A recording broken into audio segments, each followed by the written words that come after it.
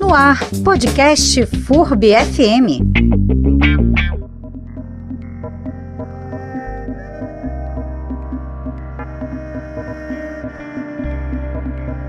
Olá, ouvintes do podcast FURB FM. Nosso episódio de hoje é sobre a chegada da primavera 2021. Para falar sobre o tema, nós recebemos aqui no estúdio nosso grande parceiro, professor Dirceu Severo, que é meteorologista do Centro de Operações do Sistema de Alerta da Bacia Hidrográfica do Rio Itajaí-Açu, o CEOPS aqui da FURB.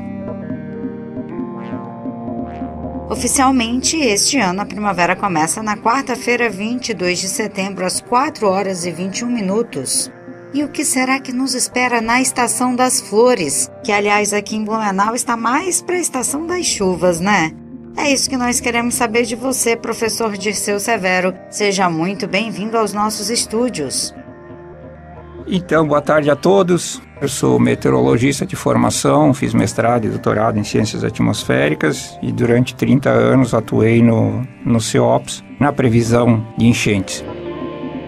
Nós estamos, então, numa época de mudança de estação, né? Aqui no sul do Brasil nós temos uma diferenciação entre os climas um pouco maior do que no resto do país, mas em termos de mudanças significativas não se nota muito. Se nós pegarmos o período de setembro até fevereiro, março, nós temos um período chuvoso. Eventualmente o mês de novembro é um dos meses que menos chove nesse período. Então, essa estação de primavera, verão, tem muitos eventos de enchente associados nesses meses, principalmente setembro, outubro. Realmente, professor, me recordo que em outros anos, as grandes enchentes que aconteceram aqui na região foram justamente no mês de outubro, no meio da primavera, que tradicionalmente já é o mês mais chuvoso aqui na região. Vai permanecer assim esse ano? Fazer uma previsão para 3 meses ou para uma estação ainda é uma informação que não consegue detalhar muito bem o que vai acontecer numa região pequena como o Vale do Itajaí. Nós podemos falar em previsão climática para o sul do Brasil ou até para o Brasil como um todo, né? Por quê? Porque os modelos matemáticos de previsão, eles requerem uma quantidade de informações que nem sempre está disponível, ou estão disponíveis. E para esse ano, o que os modelos estão indicando, para esse trimestre, a gente chama de trimestre, setembro, outubro, novembro, é que nós tenhamos uma distribuição tanto de chuvas quanto da temperatura próximo do normal, tá? O que significa isso? Vamos supor que 3 meses chovesse 100 milímetros em média cada um dos meses, a chuva esperada no período de setembro, outubro, novembro seria de 300 milímetros. Então, a previsão indica que devemos ter uma precipitação próxima da normalidade. Mas isso não quer dizer que no meio, em algum período de 2, 3 dias, nesses 3 meses, não possa ocorrer uma precipitação muito acentuada que até extrapole os 100 milímetros de um mês.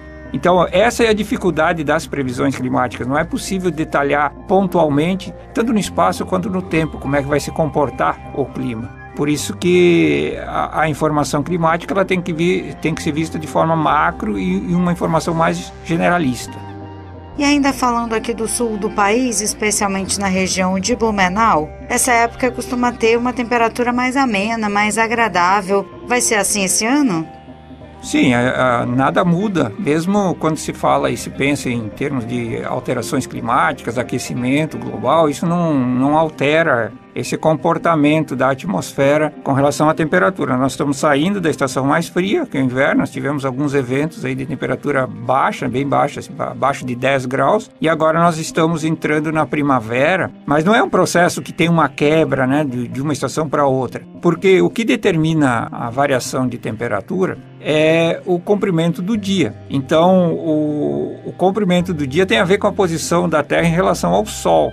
Se a gente pegar, por exemplo, Blumenau, nós temos o dia mais longo com 12, 13 horas de comprimento. E o dia mais curto em termos de quase 11 horas. Então tem uma diferença de 1 hora do dia mais curto para o dia mais longo. 1 hora a mais de sol vai impactar, vai resultar numa atmosfera mais quente. Então, como nós estamos indo agora para a época do ano em que os dias são mais longos, então as temperaturas tendem a ser mais altas. Agora, a mudança de temperatura também tem a ver com o movimento de massas de ar frio que vem da região da Antártica. Então, já aconteceu de nós termos, em final de outubro, temperaturas próximas de 0 graus, em dezembro, em janeiro, temperaturas perto de 0 graus, porque uma massa de ar se desprende lá, passa pela região, derruba as temperaturas, mas não é aquele frio do inverno, né? Pode passar uma massa de ar frio, em 1, 2 dias a temperatura cair, mas imediatamente ela retorna aos seus valores. Então, daqui para diante, o que se espera é que você tenha essas temperaturas gradualmente se elevando.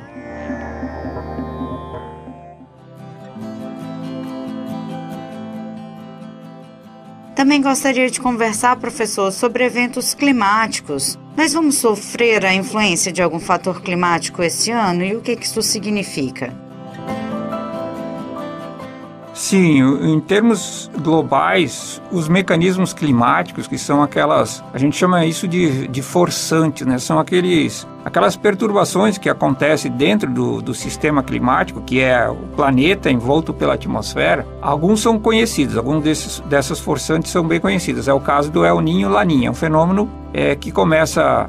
Eu vou dizer que começa, mas não é bem assim, mas que começa no oceano, quando as águas do Oceano Pacífico aquecem demais no sentido, fica um pouco mais quente do que a média, nós temos um fenômeno El Niño. E quando as temperaturas por um tempo ficam abaixo da média, nós temos um Laninha. E o aquecimento ou resfriamento do oceano impacta na circulação atmosférica, porque é fácil de imaginar, o oceano mais quente evapora mais, tem mais umidade levada para a atmosfera, os ventos levam essa umidade para vários lugares, né, na circulação atmosférica, e pode-se ter em algumas regiões excesso de chuva, em outras déficit de chuva. Isso não é o Ninho. A Laninha é o oposto. Como a Laninha, o oceano esfria, então tem menos umidade disponível, então se espera períodos mais secos. Mas não é igual em todo o planeta. No sul do Brasil, se costuma associar a Laninha com a diminuição da precipitação e o El Niño com o excesso de precipitação. Mas varia muito de um El Niño para outro. Para esse ano, o que se tem agora a previsão é que se mantém a previsão de um Laninha moderado. Então, até o período do final do verão, tem uma probabilidade acima de 70% de que vai se ter o Laninha atuando. E depois do final do verão para nós, essa probabilidade ela vai diminuindo, ou seja, o fenômeno deve diminuir, o Laninha deve perder a intensidade e as temperaturas nas águas do oceano se tornam com temperaturas próximas dos seus valores normais. Ah, sim, esses 70% de probabilidade significam o que na prática? Então, o Laninha, na maioria dos eventos que houve formação de Laninha, nós tivemos uma mudança na distribuição de chuvas aqui, com uma diminuição da chuva. Então, muitos eventos de estiagem, de secas, têm relação com o Laninha, nem todos, mas muito tem relação com o Laninha. Então, em se formando o Laninha, há uma probabilidade de que você tenha chuvas abaixo do normal. Não espacialmente, né? Não em todo o estado, mas algumas regiões do estado podem apresentar déficit de precipitação até o final do verão ainda. Isso acende ainda mais um alerta aqui no Brasil e mesmo no estado, né? Porque a região oeste de Santa Catarina já vem passando por uma estiagem prolongada nos últimos 2 anos, com uma chuva bem abaixo do esperado. Pois é, essa é uma situação que pode fazer com que a estiagem seja ainda mais acentuada, né? Porque nós temos problemas não só aqui no sul do Brasil, mas no centro do Brasil, nas regiões de captação de água para os recursos hídricos, para geração de eletricidade, já se tem alertas, né, de que se a precipitação não voltar a seus valores normais agora, né, na primavera, verão, é possível que as usinas não consigam gerar eletricidade suficiente para abastecer toda a rede de distribuição brasileira. Então aqui nós temos essa situação, mas é como eu falei antes, o fenômeno nem sempre tem o mesmo impacto. O Laninha é facilmente identificável, porque se mede a temperatura lá no oceano, quando ela está abaixo do normal, persiste por mais de 3 meses, abaixo do normal, se define que tem Laninha. O que vai acontecer na atmosfera e aonde que vai se ter a seca ou a diminuição de chuva, Isso é muito...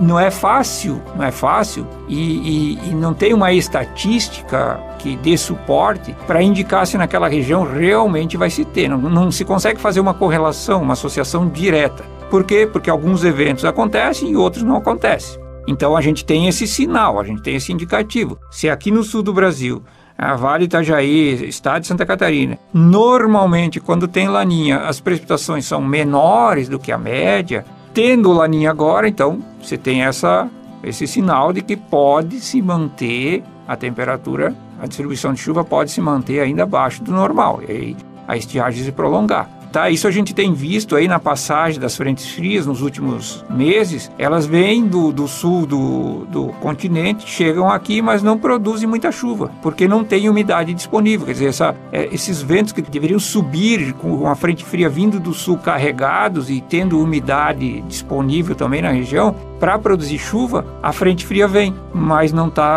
a atmosfera não está úmida o suficiente para produzir muita chuva.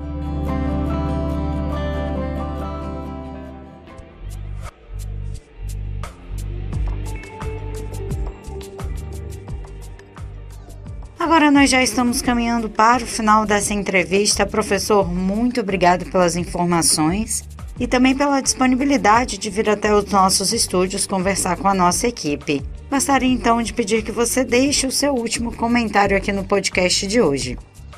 Bom, como comentário, eu acho que a maioria dos ouvintes deve estar acompanhando, né, que nós temos uma situação muito preocupante, que é a questão do desmatamento na Amazônia, porque em termos de atmosfera, em termos de chuvas, a fonte de umidade que alimenta as frentes frias que chegam aqui no sul do Brasil é uma umidade que vem da região amazônica. E uma vez que se aumente muito o desmatamento, isso vai alterar o ciclo hidrológico lá na região e vai diminuir a umidade sendo transportada aqui para o sul do Brasil, ou seja, nós teremos frentes frias chegando e não tendo umidade na atmosfera para provocar muita chuva. Então, esses períodos de estiagem, eles podem se tornar muito frequentes caso a Amazônia continue a perder muita massa da floresta. Muito obrigada, professor, e até a próxima. Roteiro e locução, Camila Bulhosa. Edição de áudio, Mike Martins.